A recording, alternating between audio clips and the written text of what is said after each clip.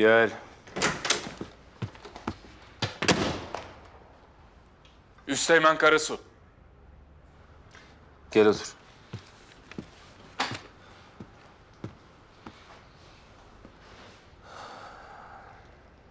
Az önce komutanla konuştum. Bir emri var bizden. Emredin komutanım. Bu ekip neden kuruldu biliyor musun? Hayır komutanım.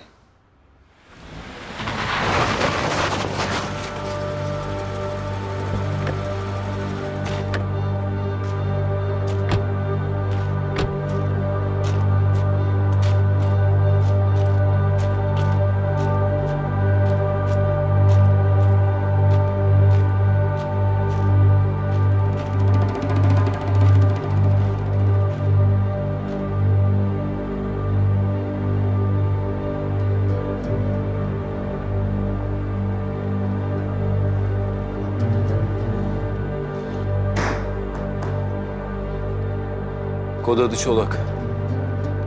Ve bu herif hayatında görüp görebileceğin en büyük canilerden biri.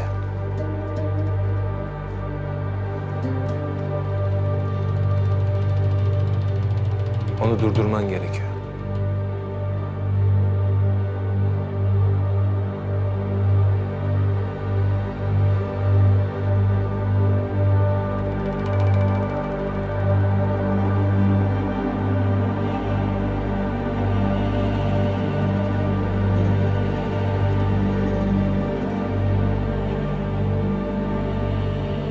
Geçen hafta bir silah simsarından füze almak için pazarlık yaptığı bilgisi geldi. Nasıl yani? Çok büyük bir eylem hazırlığındalar. Sivil yolcu uçaklarını hedef alacaklar. Binlerce kişiyi öldürmeyi hedefliyorlar. Merak etmeyin komutanım, başaramayacaklar. Amca babam. Amca babam!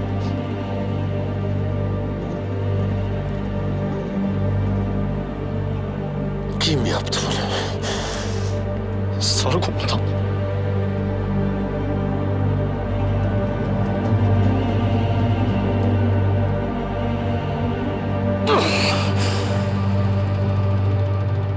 Bu arada dikkatli ol. Adamın kardeşini öldürdün.